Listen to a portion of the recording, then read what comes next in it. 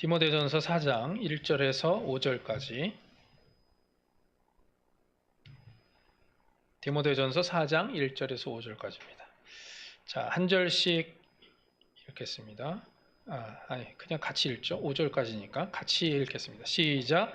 그러나 성령이 밝히 말씀하시기를 후일에 어떤 사람들이 믿음에서 떠나 미혹하는 영과 귀신의 가르침을 따르리라 하셨으니 자기 양심이 화인을 맞아서 외식함으로 거짓말하는 자들이라. 혼인을 금하고 어떤 음식물은 먹지 말라고 할 터이나 음식물은 하나님이 지으신 바니 믿는 자들과 진리를 아는 자들이 감사함으로 받을 것이니라. 하나님께서 지으신 모든 것이 선함에 감사함으로 받으면 버릴 것이 없나니 하나님의 말씀과 기도로 거룩하여짐이라. 아멘. 코로나 시대의 필수라고 하는 제목으로 함께 말씀 나누겠습니다. 우리 옆 사람에게 좀 인사하겠습니다. 오늘 잘 오셨습니다. 우리 옆 사람에 좀 인사하겠습니다. 오늘 잘 오셨습니다. 자, 이제 3장이 끝나고 이제 4장을 이제 들어가는데, 이제 3장에서는 교회 직분자들의 자격을 설명을 했습니다. 어떠한 자가 그 직분을 맡아야 되는지. 물론 우리 모두에 대해 하는 이야기이기도 하지만, 그런데 이제 4장부터는 그 지도자들이 어떠한 삶을 살아야 되는지에 대해서 디모데에게 가르치고 있는 그러한 내용입니다. 근데 이제 여기 내용에 보면 마지막에 배교가 일어나고 거짓 교사들의 미혹이 있을 것이다. 이런 실제로 뭐 있었고요. 그런 일들이 이제 계속 일어날 것이라는 이야기를 합니다. 사도 바울만 그렇게 이야기했던 것이 아닙니다. 베드로후서 2장 1절을 보면, 자, 우리 함께 읽겠습니다. 베드로후서 2장 1절입니다. 베드로후서 2장 1절입니다.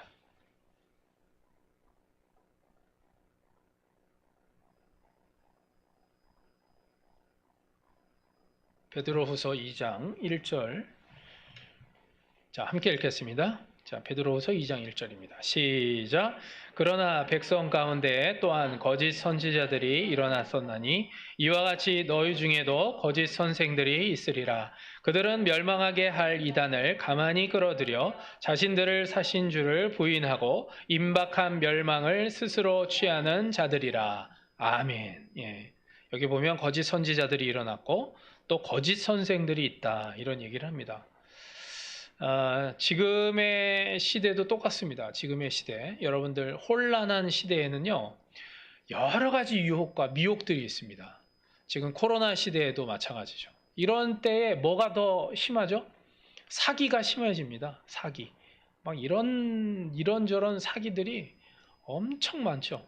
지금 여러분들이 다 몰라서 그렇습니다. 여러분들도 아마 핸드폰에 보면은 무슨 짐 찾아가라는 아마 메일이 올 때도 있어요. 그거 함부로 열어보지 마세요. 내가 시킨 적이 없는데 뭐 이런 게 왔지? 누가 보냈나? 그래서 딱 누르지 마세요. 보통은 다 메일로 옵니다. 메일로, 등록한 메일로. 그 SNS인가요? SMS인가? 있죠? 여러분들 전화번호로 오는 메일 있죠? 그거는 함부로 열지 마세요. 그냥 그거는 AU나 이 회사에서 온 것만 열어보지, 그냥 이거 뭐지 하고서 그냥 눌렀다가 괜히 이상하게 되니까 여러분들 열지 마십시오. 이런 사기들, 그것뿐만이 아닙니다. 되게 많습니다. 여러분들이 다 몰라서 그러지. 그리고 지금 초등학생, 중학생 이런 자살자가 지금 일본에서 지금 연속 매년 지금 300명 이상 자살을 한다는 소식도 있고, 그러니까 지금 영적으로 혼탁한 거죠. 쉽지 않은 거예요. 지금 여러 가지 유혹들이 있고 어렵습니다. 어젠가요? 제가 뉴스를 봤는데 오사카에서 한 명 고등학생이 자살을 했습니다. 남자애가 우메다역, 제가 잘 아는데 그 우메다역 새로 지은 오사카역이 있고 우메다역이 있는데 같은 역이에요. 이름이 다를 뿐이지. 다 다르다고 생각하는데 똑같은 역인데 어쨌든 거기 이제 새로 지은 높은 건물이 있습니다. 거기 위로 어떻게 올라오는지 모르지만 어쨌든 거기서 뛰어내렸어요. 근데 문제는 거기를 지나가고 있던 여학생 19살짜리가 부딪혀가지고 같이 죽었어요.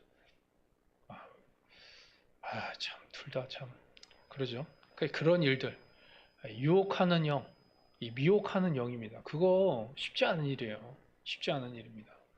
이게 보통 그냥 뭐, 내가 삶을 마무리하겠다. 그냥 이런 생각으로 될 수 있는 게 아닙니다. 미혹의 영이 없으면 그렇게 될 수가 없습니다. 왜냐하면 생명은 하나님이 주관하시는 거거든요. 그러니까 이게 영적 싸움이에요. 그냥 자신의 어떤 의지로 되는 게 아닙니다. 여러분들 보세요. 아무리 자살을 하려고 그래도요. 방해하는 게 나타납니다. 이렇게 막는 게. 꼭 왜 이럴 때 이렇게 누가 방해하지? 뭐 그러면서 이게 안 돼요. 하나님이 다 이렇게 하시는 거예요. 근데 그걸 한다. 이거는 악한 영에 내가 완전히 그냥 빠진 거예요. 그래서 거기 유혹에 가는 거죠. 이게 쉽지 않습니다. 여러분들. 그건 그냥 뭐 할 수 있다고 금방 되는 게 아니에요. 이 생명에 관한 문제는 하나님 손에 달려있다는 것을 여러분들이 기억하셔야 됩니다. 자, 그래서 오늘 그 제목이 코로나 시대의 필수라고 제 말씀을 드렸는데, 이런 시대에 우리가 정말 주의해야 될 것, 그리고 정말 우리가 가져야 할 그런 신앙의 모습이 어떤 것인지 세 가지를 우리가 함께 살펴보도록 하겠습니다. 먼저 첫 번째는 영적 분별력을 키워야 됩니다. 영적 분별력을 키워야 됩니다. 우리가 날마다 그 영적으로 그런 긴장하면서 살아간다는 것은 어떻게 보면 이것은 은혜고 축복입니다. 근데 많은 사람들은 이걸 싫어해요. 왜냐하면 그냥 아무 일 없이 편안하게 그냥 있는 게 그게 좋은 거라고 생각해요. 근데 그렇지 않아요. 여러분들 어떠한 일들이나 고난과 역경과 힘든 일이 있다 할지라도 그 안에 평안이 있을 때 그것이 축복인 거예요. 요셉도 그랬고 다윗도 그랬고 뭐 아브라함도 그랬고 다 마찬가지입니다. 상황이 좋아서 그걸 평안이라고 얘기한 적은 한 번도 없습니다. 근데 많은 사람들은 뭐라고 그러죠? 만사 형통 뭐 이런 얘기하면서 아무 일이 없어야 그것이 평안이라고 생각해요. 잘못된 거예요. 그거는 사탄이 주는 생각이에요. 그래서 어떻게 하죠? 인간적인 생각으로 그 문제만을 해결하기 위해서 노력을 하는 거예요. 그래서 그 문제만을 해결하기 위해서 발버둥 치게 만들죠. 이게 사단의 유혹이에요. 근데 하나님은 뭐라고 말씀하시죠? 염려를 다 하나님께 맡기고 감사함으로 아뢰고 그리고 생각과 마음을 주장하시는 그분을 따라 우리는 가면 되는 거예요. 그러면 어떻게 주신다고요? 평안을 주시는 거예요. 그래서 베드로도 감옥에서 그냥 냅다 누워서 잘 수도 있었고 바울과 실라가 감사함으로 찬양을 할 수도 있었던 거예요. 환경과 상황이 우리에게 평안을 주는 게 아닙니다. 우리는요, 사단의 미혹에 빠지지 않도록 항상 영적으로 깨어서 또 종말론적인 그런 신앙관을 가지고 살아가야 돼요. 이게 정말 중요한 내용입니다. 제가 하는 얘기가 아니라 성경에 그렇게 나와 있습니다. 자, 베드로전서 5장 8절에서 10절입니다. 자, 베드로전서 5장 8절에서 10절입니다.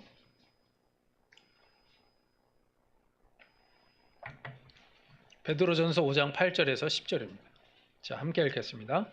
5장 8절에서 10절 시작. 근신하라 깨어라 너희 대적 마귀가 우는 사자같이 두루다리며 삼킬 자를 찾나니 너희는 믿음을 굳건하게 하여 그를 대적하라. 이는 세상에 있는 너희 형제들도 동일한 고난을 당하는 줄을 알미라. 모든 은혜의 하나님 곧 그리스도 안에서 너희를 부르사 자기의 영원한 영광에 들어가게 하시니가 잠깐 고난을 당한 너희를 친히 온전하게 하시며 굳건하게 하시며 강하게 하시며 털을 견고하게 하시리라. 아멘. 예, 뭐 하랍니까? 근신하라, 깨어라. 뭐예요? 마귀가 오는 사자같이 두루다니며 삼킬 자를 찾으니까 너희는 믿음을 굳건해 하여 그를 대적하라. 이렇게 얘기합니다. 이게 신앙생활이에요, 여러분. 이게 아무 일 없이 그냥 이러면 죽는 거예요. 이러면 영적으로 깨어 있어야 돼요. 보통은요, 지금 오늘 얘기하는 거짓 선지자들, 그리고 거짓 교사들, 이런 사람들은 뭘 얘기하냐면요. 연약한 믿음을 합리화시키도록 동조하고 방임하는 일들을 합니다. 그리고 격려해요. 못하는데 그냥 괜찮아. 이렇게 얘기하죠. 괜찮아. 여러분들 열심히 했는데도 불구하고 못했을 때는 격려해도 됩니다. 위로하고. 그런데 안 하고 있는데 안 해도 돼. 괜찮아. 이건 죽이는 거예요, 이거는. 근데 그렇게 얘기를 하죠. 그렇게 얘기하는 사람들이 많다는 거예요. 지금 그런 거짓으로 자꾸 유혹하는 사람들이 많다는 거죠. 제가 몇 번이고 말씀을 드렸지만 요즘에 자꾸 11조에 대한 이야기를 자꾸 이걸 곡해를 해가지고 이상하게 얘기하는 목사님들이 많이 계세요. 여러분들 잘 아셔야 돼요. 11조. 존 파이퍼 목사님이 잘 설명을 해놨더라고요. 존 파이퍼 목사님이 뭐라고 얘기했냐면 11조에 대한 이야기를 했는데 구약과 신약을 얘기를 하더라고요. 그래서 구약과 신약 이 두 성경은 다 중요한 거죠. 그죠? 근데 11조에 대해서 구약은 뭐라고 얘기하고 있냐면 율법으로 얘기하고 있다. 이렇게 설명을 하더라고요. 근데 신약은 그럼 뭐라고 얘기하고 있냐? 이거는 자원하는 마음, 기쁜 마음, 그리고 정말 마음으로부터. 그러니까 틀린 거죠. 근데 어떻게 설명을 하냐면 요즘에 어떻게 설명하죠? 11조를 구약이 있었는데 예수님이 그것을 율법을 다 없애시고 우리를 자유케 하셨다 이렇게 얘기하면서 11조 안 해도 됩니다 이렇게 얘기하는데 하냐 안 하느냐의 문제가 아니라 어떻게 하느냐의 차이가 있는 거예요. 구약은 율법으로 했어요. 율법적으로. 그러나 신약은 자원하는 마음으로 하라고 되어 있어요. 신약에 11조 하지 말라는 얘기 없습니다. 없어요. 여러분들이 찾아보세요. 근데 제가 왜 11조를 이렇게 얘기하냐면 11조는 신앙의 고백이에요.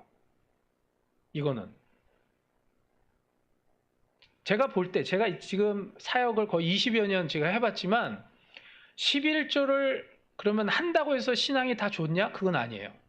11조를 하더라도 그렇지 않은 경우가 있어요. 그러나 11조를 안 하고도 신앙이 좋냐? 거의 없습니다. 거의 없어요. 99.9% 제가 보기에는 한 명도 본 적이 없어요.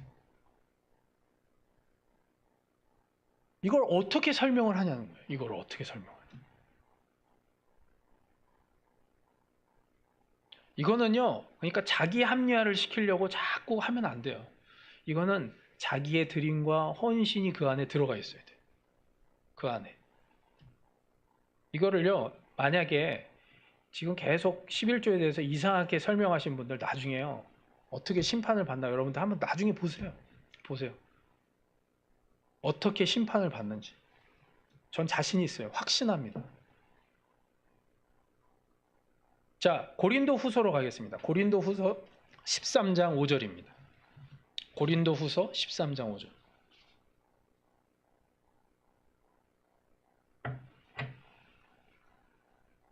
고린도 후서 13장 5절.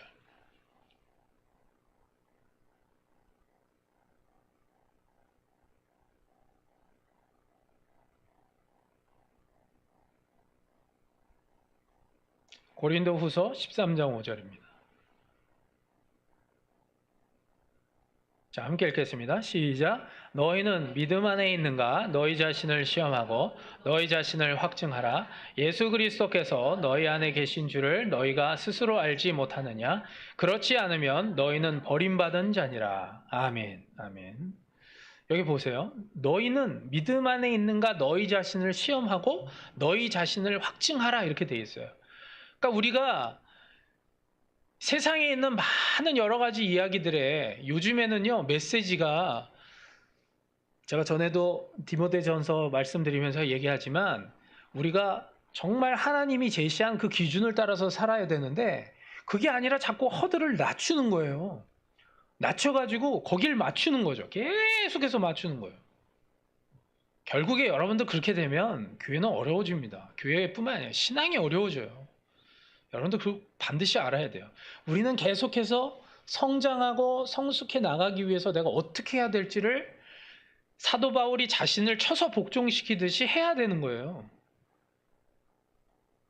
여기 오늘 말씀해 보시면 화인 맞은 양심에 대해서 이야기를 하고 있습니다. 화인 맞다라는 얘기는 예전에 노인 매매가 있었을 때 이 불로 지진 거거든요. 이마에다가 불로 지져요. 그러면 어떻게 되죠? 지진 부위가 딱딱해진다는 거예요.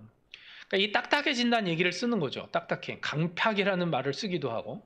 그래서 그건 어떻게 되냐면 안 바뀌는 거예요. 한 번 지진 데를 어떻게 그걸 바꿉니까? 화에 맞은 양심이라고 하는. 절대 안 바뀝니다. 자기 생각 가운데서 절대로 내려오지 않아요. 말씀 아무리 얘기를 해도 자기 안에서 합리화를 시키기 시작하고 내 나름대로 생각대로 살기 위해서 말버덩치는 사람들은 결국에는요, 하나님 말씀 아니에요. 그냥 그 말씀을 이용할 뿐이지 말씀대로 살아가기 위한 자기 희생과 헌신은 전혀 없는 거예요. 그냥 다 치장이에요. 다 치장이고 그냥 그대로 보이려고만 하는 거예요. 이게 어떻게 에베소서에서는 표현되고 있냐면, 자, 에베소서 4장 19절입니다. 자, 에베소서 4장 19절. 자, 에베소서 4장 19절 함께 읽겠습니다.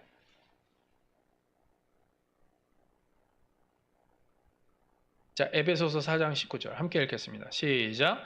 그들이 감각 없는 자가 되어 자신을 방탕에 방임하여 모든 더러운 것을 욕심으로 행하되. 이렇게 된다고요. 이렇게. 감각 없는 자가 된다. 그러니까 자기가 하고 있는 이 일이 뭔지를 몰라요. 내가 지금 제대로 하고 있는지 잘하고 있는지 아니에요. 그냥 그 순간에 자기 느낌인 거죠. 내 느낌에 따라서 내가 생각하기엔 그래도 이런 상황에 이렇게 하는 게 최선이라고 그냥 생각하는 거예요. 여러분들 사무엘상 16장에 보면 아말렉 족속을 완전히 전멸하라고 분명히 하나님께서 사무엘을 통해서 이야기하셨음에도 불구하고 사울 왕은 아말렉을 쳐서 물리치지만 거기에서 전리품이나 그 양과 소를 남겨옵니다. 그래서 사무엘이 엄청나게 노발대발하죠. 이게 대체 뭡니까? 다 없애고 다 죽이고 오라고 하지 않았습니까? 그때 사울은 뭐라고 얘기하냐면 역으로요. 막 자기가 막 더 열을 내요. 아니 이거 뭐 나를 위한 거냐고. 이게 하나님 드리려고. 내가 이거 갖고 온 건데 뭐 잘못했냐고. 이게 뭐예요? 감각 없는 자, 자신을 방탕에 방임하여 모든 더러운 욕심으로 행하는 거, 이걸 얘기하는 거예요. 아닌 것 같죠? 신앙생활 하는 가운데서도 내 중심으로 생각하는 게 있다니까. 이게 다 여기에 해당하는 거예요. 근데 이게 처음에는 시작이니까 얼마 안 보여요. 다 비슷비슷하게 보이죠. 그러나 나중에 시간이 지나 보세요. 그 결과가 어떻게 되나. 전혀 다른 열매를 맺고 있다는 거예요. 근데 이걸 모른다는 거죠. 근데 이게 얼마나 웃기냐면 이걸 자기가 모르니까 자기가 속아요. 자기가 속아요. 내가 지금 하고 있는 게 하나님을 위한 일이다라고 생각하면서 자기가 속아. 근데 자기는 몰라요. 근데 하고 있다고 생각해요. 하나님을 위해서. 그 나훈아 씨의 뭐예요? 갈무리. 뭐죠? 내가 왜 이러는지 몰라. 몰라요, 자기가. 진짜 모른다니까요. 아무리 얘기를 해줘도 몰라요. 듣는 것 같은데 몰라요. 제가 몇 번이고 말씀드리지만 주의 종들이 한번 이렇게 되면요. 정말 돌이키기가 어렵습니다. 이 완고한 이거는 어떻게 할 수가 없어요. 성경으로 자기 또 말씀으로 자기를 또 다 이렇게 보호막을 쳐요. 그럴싸하게 보호막을 치거든요. 여러분들 주의 종이 그러면 여러분들도 깝깝하시겠지만 우리 성도들도 똑같습니다. 똑같아요. 우리는 좀 신앙을 좀 예수님께서 말씀하신 그 수준으로 우리가 살아갈 수 좀 있어야 돼요. 그거는 그거고 나는 나다 이렇게 생각하면 나중에 시간이 한참 지나서 그때 후회하면 그때는 늦게 된다는 거예요. 몇 번이고 제가 말씀을 드리지만 그때 가서는 늦습니다. 정말 늦어요. 자, 1절로 다시 돌아오겠습니다. 오늘 말씀 1절. 자, 1절 다시 한번 읽겠습니다. 자, 1절 시작. 그러나 성령이 밝히 말씀하시기를 후일에 어떤 사람들이 믿음에서 떠나 미혹하는 영과 귀신의 가르침을 따르리라 하셨으니. 후일에 뭐라고요? 어떤 사람들이 믿음에서 떠나 미혹하는 영과 귀신의 가르침을 따른다. 누가 될지 모르는 거예요. 조심해야 돼요. 이게 내가 그럴까? 내가 그럴까 하다가 간다니까요. 자, 두 번째입니다. 두 번째. 우리가 코로나 시대에 필수, 우리가 지켜야 되고 우리가 조심해야 될 게 무엇인가? 세상적 사상을 조심해야 됩니다. 세상적 사상을 조심해야 됩니다. 그 에베소 교회 당시 당시 로마 시대였죠. 그때는 정치와 경제는 로마가 쥐고 있었습니다. 그런데 사상, 문화는 누가 쥐고 있었죠? 그리스였습니다. 그래서 헬라 문화라고 그러죠. 신약 성경조차도 그리스어로 기록이 되었습니다.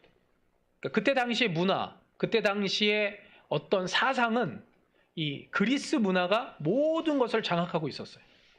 근데 오늘 말씀에 보면 혼인을 금하고 식물을 폐하라 이렇게 나오죠. 자, 이 이야기는 뭐냐면 그때 당시는 뭐 이원론적인 그 영지주의자들, 이들이 그노시스주의죠. 그래서 영은 거룩하고 육은 악한 것이다. 이래가지고 뭘 안 했냐면 그 육체뿐만 아니라 육체의 본능, 신체의 모든 기능마저도 악하다 이렇게 한 거예요. 그래서 결혼도 하지 말라 이렇게 얘기한 거죠. 자, 그것을 돌려서 지금의 시대로 적용을 해보면 뭐가 되냐면 동성연애랑 똑같은 거예요. 똑같은 기능이죠. 동성애자 둘이서 결혼을 한다고 애를 낳을 수 있습니까? 여자가 남자가 어떻게 애를 낳아요? 이게 똑같은 거예요. 자, 동성애에 대해서 조금 말씀을 드리면 1993년 해머라는 그 과학자가 동성애는 99.5%가 유전이라고 사이언스지에 발표를 합니다. 93년이에요. 99.5%가 유전이라고 사이언스지에 그때 이제 동성애자는 이제 환호성을 치는 거죠. 야, 이거 뭐 우리를 지지해 주는가 보다. 근데 1999년 라이스 박사가 일반인과 동성애자를 비교한 내용을 발표했는데 동성애는 유전이 아님을 발표를 했어요. 한 6년 지나고서 그걸 다시 발표를 했죠. 그랬더니 이 해머 박사가 라이스 박사를 찾아갑니다. 야, 그러면은 야, 우리가 같이 연구를 해보자. 내가 했을 때는 분명히 유전적인 걸로 나왔는데 당신이 지금 했을 때는 이게 유전적인 거가 아니라고 지금 얘기를 하니 그러면 내가 한 방식과 당신이 한 방식 뭐가 다르고 어떤 것이 정말 과학적인지를 한번 분석을 해보자. 그래서 같이 공동 연구를 합니다. 자, 그래가지고 또 6년 뒤입니다. 2005년이죠. 2005년 해머와 라이스 박사 공동 연구팀이 그걸 발표를 했는데 어떻게 됐냐? 동성애는 성염색체 X928이라고 있습니다. X928과 관계가 없다. 그러니까 유전과 관계가 없다고 해머 박사가 번복을 합니다. 아, 이건 아니구나. 그런데 동성애자들은 1993년 해머 박사가 발표한 사이언스지만 붙들고 있는 거예요. 나중에 이거에 대해서는 얘기를 안 해요. 공동연구에서 벌써 발표를 했거든요. 2005년에 분명히 나와 있는데 그런데 동성애자들은 93년에 발표된 그 논문만 붙들고 있어요. 그래서 여러분들이 인터넷에 찾아보면 동성애는 유전적인 거라고 거의 대부분 나와 있습니다. 그건 93년도에 발표된 거예요. 여러분들이 잘 아시고 있어야 돼요. 일란성 쌍둥이도 동성애열 비율이 10% 미만이라고 나옵니다. 유전자가 같고 호르몬 영향이 같음에도 동성애일 가능성은 매우 낮습니다. 그게 발표된 거예요. 한국의 같은 경우에는 2013년 1000명이 성관계로 에이즈에 걸립니다. 근데 2007년부터는 수혈로 에이즈에 걸린 상황이 제로예요. 없어요. 거의 대부분 성관계입니다. 근데 재밌는 사실은 20대, 30대는 계속 동성애자들이 늘고 있지만 50대부터는 줄어듭니다. 이게 뭘까요? 이상하죠? 늘면 늘어야지 왜 50대에서 줄냐고요. 이게 이상한 거예요. 1980년대부터 이런 게 있습니다. 성적 취향이라고 이야기를 하면서 이제 동성애나 이런 그런 운동들이 막 시작이 돼가지고 근데 그때는요 사회적 반발이 심했어요. 유교적인 문화가 강했고 우리나라가 또 기독교도 있었기 때문에 상당히 반대가 많았습니다. 그런데 2000년대 들어오면서 뭐라고 되어 있냐면 인권이라는 말로 포장을 하면서 개인의 성적 취향으로 선택할 자유이자 권리가 있다 이렇게 주장을 하니까 많은 사람들에게 먹히기 시작합니다. 여러분들 이게요 그냥 단순하게 이게 요것만이 아닙니다. 이 사상에 대해서 여러분들 잘 아셔야 되는데 공산주의도 있죠. 공산주의. 2차 세계대전 이후로 공산주의 탄생이 이제 서서히 이제 시작이 됐는데 공산주의는요 뭐라고 처음에 얘기했냐면 고도로 산업화된 사회에서 이룩될 것이라고 칼 마르크스하고 엥겔스가 그렇게 얘기를 했어요. 근데 실제로는 농경 상태 군주 사회였던 러시아 무정부 상태 농경 사회였던 중국에서 먼저 실현이 됩니다. 이상한 거죠. 그러니까 논리대로 안 되는 거예요. 근데 이제 좌익 철학자들이 포스트 모더니즘을 내세우면서 네오막시즘, 신공산주의를 연구하기 시작하면서 마르크스의 사회 진화론이 틀렸다고 그렇게 이야기를 하면서 구조주의를 내세워요. 뭐 이런 것들이 있습니다. 제가 다 얘기 지금 시간이 없어서 말씀을 못 드리는데 어쨌든 이렇게 되면서 이제 서서히 이제 유럽에서 이제 계기가 됐던 게 프랑스의 68 운동, 그다음 미국에서 히피 문화가 이제 터지게 되면서 이런 것들, 도덕관념이라든지 사회적인 가치에 대한 부정과 비판 이런 것들이 막 일어나기 시작한 거죠. 그러니까 거기와 함께 접목이 돼서 들어오는 거예요. 근데 그런 운동 중에 하나가 뭐였냐면 페미니즘이에요. 페미니즘. 근데 페미니즘에서 이제 처음에 얘기했던 게 뭐냐면 여성 할당제 도입입니다. 여성 할당제 도입. 그래서 여성에게도 뭐 일할 권리, 뭐 의무적으로 고용하고 뭐 고위직으로 일정 비율 여성에게 배정하라. 옛날에 한국에서도요, MBC에서 그 여성 할당 이거 해야 된다고 여자가 변호사가 나와서 막 떠들었거든요. 남녀 평등 막 얘기하면서 막 똑같이 해야 된다. 임원도 똑같이 해야 되고 똑같이 했는데. 근데 그 여자가 변호사였는데 그 변호사 그 회사 대표였어요. 대표. 근데 홈페이지 들어가 보니까 여자가 3명밖에 없어. 다 남자. 자기가 대표인데. 그래서 홈페이지를 내렸어요. 누가 들어가서 얘기했나 보죠. 예. 희한하죠? 예. 참 재밌는 사실이에요. 그렇게 얘기하는 사람들이 또 그렇게 하고 있어요. 자, 어쨌든 이런 얘기를 하면서 이제 뭐 페미니즘 뿐만이 아니라 이제 뭐 차별금지법 이런 거 있죠. 요즘에 이제 한국에서 많이 나오고 있는데 1997년 영국에서는 1997년이고 스웨덴에서는 2003년, 미국에서는 오바마 정권이 들어선 후 2009년 차별금지법이 통과가 됩니다. 아마 여러분들이 아마 들어본 적이 있을 겁니다. 영국에서는 뭐라고 되어 있냐면 평등법이라고 되어 있고 스웨덴에서는 증오 언론 금지법 이렇게 되어 있고 미국에서는 증오 범죄법 이렇게 되어 있습니다. 그러니까 뭐 동성애를 혐오하는 발언, 공산주의를 타도하자는 발언, 타 종교에 대한 비판적 발언 이런 걸 하면 벌금이나 감옥에 들어가는 거예요.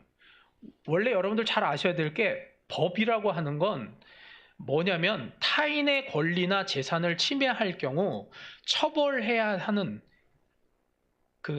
그것을 법이라고 얘기하는 거예요. 기본법에 그렇게 나와 있어요. 그러니까 타인의 권리나 재산을 침해할 경우 처벌하는 것. 이렇게 돼 있는데 차별법은 뭐냐면 자신과 다른 생각, 기존의 사회적 통념과 다른 행동에 대한 비판하는 소리가 나오는 순간 그게 범죄가 되는 거예요. 그러니까 이거는 내 느낌에 따라 예를 들어서 교회에서 이제 예배를 드리는데 제가 동성애에 대해서 뭔가 이렇게 얘기하잖아요. 그러면 기분 나쁘다. 그럼 고소할 수 있는 거. 기분에 따라서 되는 거예요. 무슨 어떤 기준이 있는 게 아니고 내가 기분이 나쁘다. 여러분들 아시죠? 프랑스에서 교사 죽였잖아요. 기분 나빠서. 그죠? 그런 거예요. 그런 식으로. 여러분들 이 평등법 뭐 이런 거 얘기하면서 오바마 정권이 뭘 했냐면 예전에 특수부대에도 여성의 입대를 허용해야 된다 이렇게 얘기했다가 아주 난리가 난 적이 있어요. 특수부대원들이 지금 뭐 하는 거냐고. 우리가 여자들 돌봐줘야 되냐고. 죽느냐 사느냐 제일 최전선에서 진짜 그렇게 해야 되는데 이거는 차별이 아니에요. 역할의 분담인 거죠. 이걸 차별이라고 얘기하는 순간 이건 다 이상하게 되는 거예요. 애들하고 어른을 차별하는 겁니까? 애들은 못하니까 안 된다고 그러고 어른은 할 수 있다고 되면 그것도 차별이에요? 아닌 거죠. 이거는 애들이니까 어려운 거고 그래서 배려를 해주는 거예요. 여러 가지 그런 것들이 있는데 이게 정말 웃기게 되는 거죠. 스웨덴에서는요, 영국에서는요, 이런 게 있어요. 기독교 신자는 의사, 간호사, 입양 부모의 자격을 얻는 것이 매우 어렵답니다. 왜 그러냐면 아이를 기르면서 또는 환자를 치료하면서 무슬림이나 동성애자들을 불쾌하게 만들 가능성이 있다 이거. 그래서 안 된대. 자, 또 스웨덴의 경우는 2003년 증오 언론 금지법이 만들어지면서 처음에는요 정부에서 뭐라고 얘기했냐면 나치와 같은 극단주의자에 해당하는 것일 뿐 일반인에게는 해당하지 않는다 이렇게 설명을 했어요.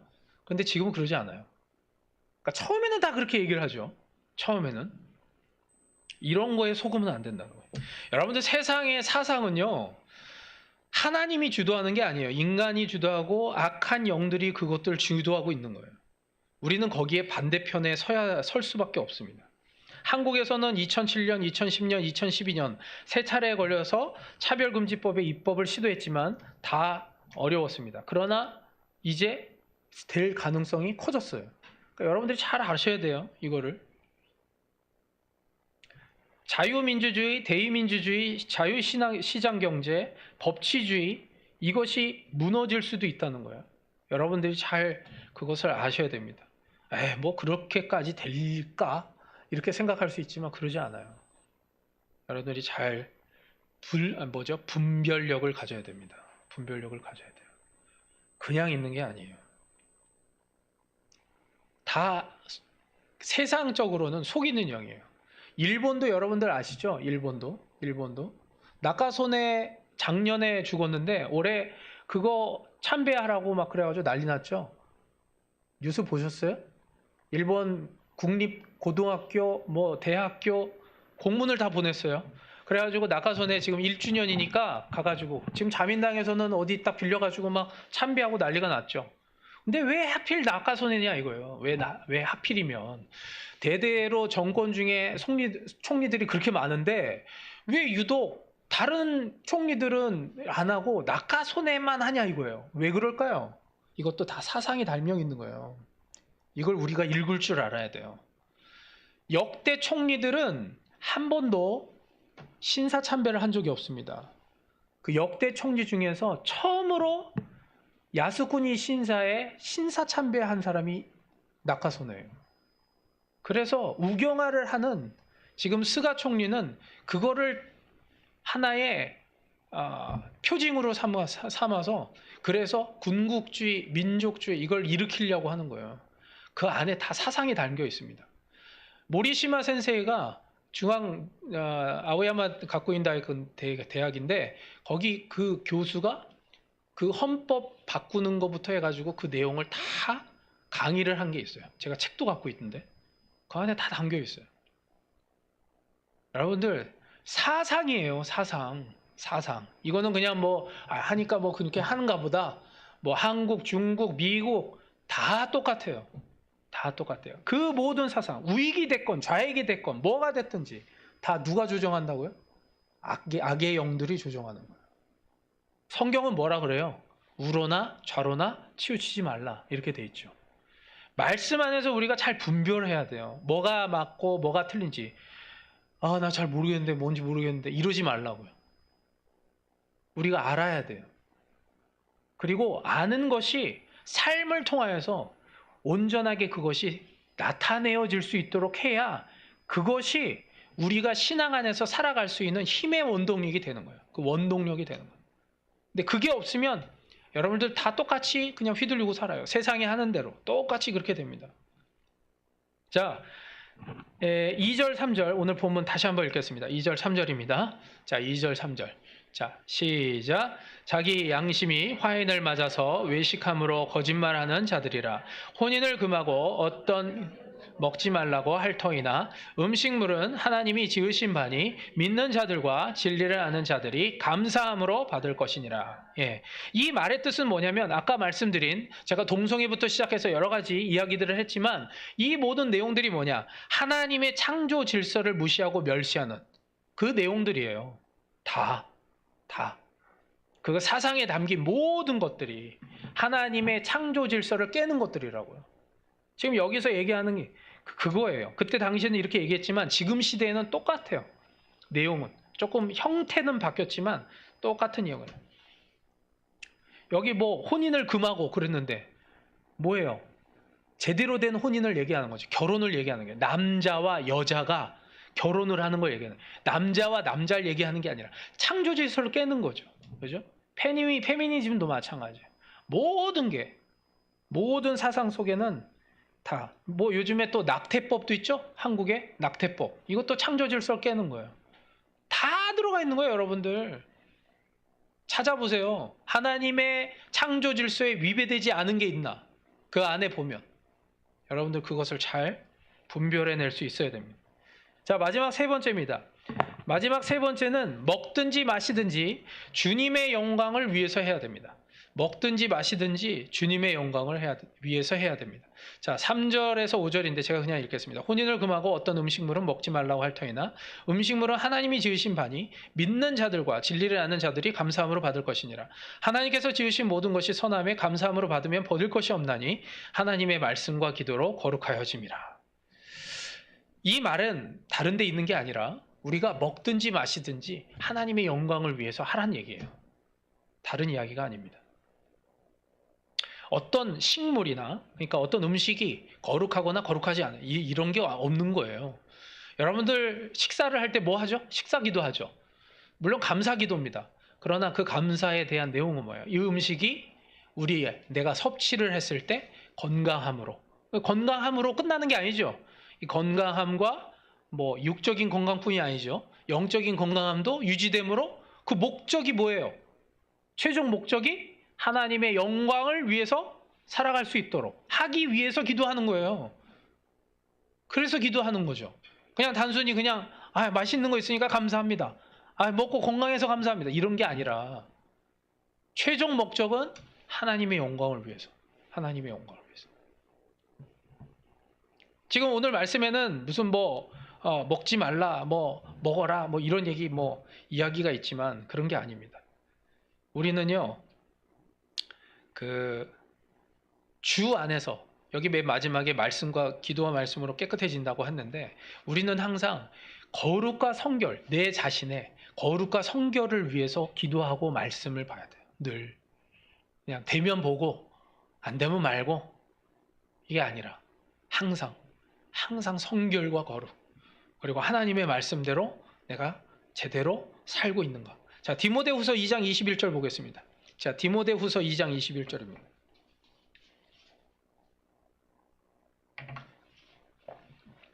디모데후서 2장 21절입니다.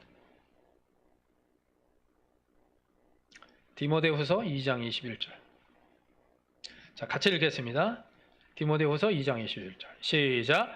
그러므로 누구든지 이런 것에서 자기를 깨끗하게 하면 귀히 쓰는 그릇이 되어 거룩하고 주인의 쓰심에 합당하며 모든 선한 일에 준비함이 되리라. 아멘. 예. 음식이나 이런 게 아니라는 거예요. 내가 깨끗하고 성결과 거룩이 되면 그게 문제인 거죠. 원래 지금 시간이 없어서 나중에 여러분들 마태복음 15장을 읽어보시기 바랍니다. 거기 보면 예수님께서 하신 말씀이 있어요.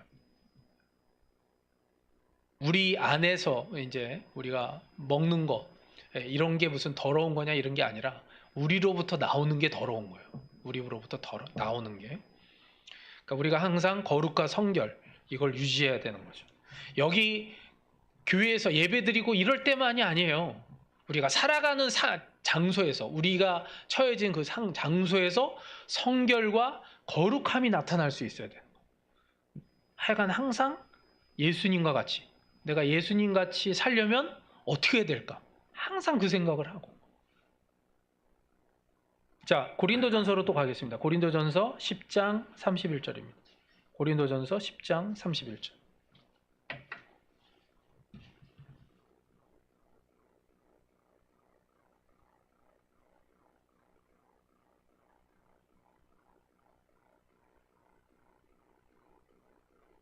고린도전서 10장 31절. 자, 함께 읽겠습니다. 시작. 그런즉 너희가 먹든지 마시든지 무엇을 하든지 다 하나님의 영광을 위하여 하라. 아멘. 예. 우리가 어떤 것을 먹든지 간에 우리가 하나님의 영광을 위해서 살아갈 때 그 거룩성은 더 돋보이게 되는 거예요. 우리가 하나님의 영광을 위해서. 아까도 말씀드렸지만 우리가 먹고 그래서 내가 건강해지고 이게 최우선은 아니에요. 저도 마찬가지예요. 제가 지금 건강을 위해서 되게 먹는 거 조심하고 있어요. 지금 요즘에 밀가루 잘 안 먹거든요. 밀가루. 네. 이 밀가루만 안 먹어도요. 한 지금 일주 좀 넘었는데 벌써 2kg가 빠지더라고요. 식사를 제대로 하는데도 밀가루만 안 먹어도 빠지더라고요. 그래서 몸을 건강을 원래 밀가루 제가 되게 좋아하거든요. 면도 좋아하지, 빵도 좋아하지, 좋아하는데 이 하나님의 영광을 위해서예요. 하나님의 영광을 위해서. 이 몸을 건강을 유지해서.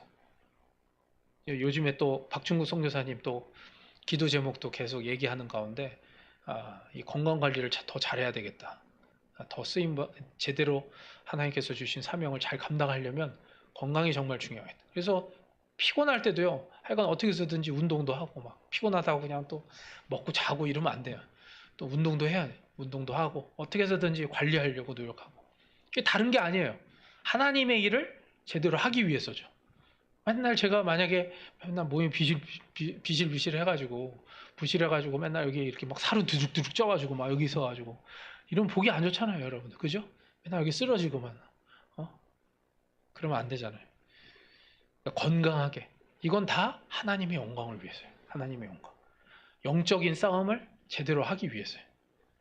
싸울 일들이 너무 많아요. 하여간 너무 많고 하여간 그 일들을 잘 싸워서 이겨내야 되기 때문에. 여러분들 그러니까 우리가 영적 분별력, 이 바른 신학적 사상과 신앙을 가지고 그 가운데 영적 분별력을 가지고 키워서 정말 뭘 먹든지 마시든지 주님의 영광을 위해서 살아갈 수 있는 저 여러분이 되시길 주님의 이름으로 축원합니다. 기도하겠습니다. 사랑이 많으신 하나님 아버지 은혜를 감사를 드립니다. 주님의 은혜 가운데 저희들이 또 오늘 귀한 말씀 들었습니다. 아버지 하나님 정말 우리가 이 세상 가운데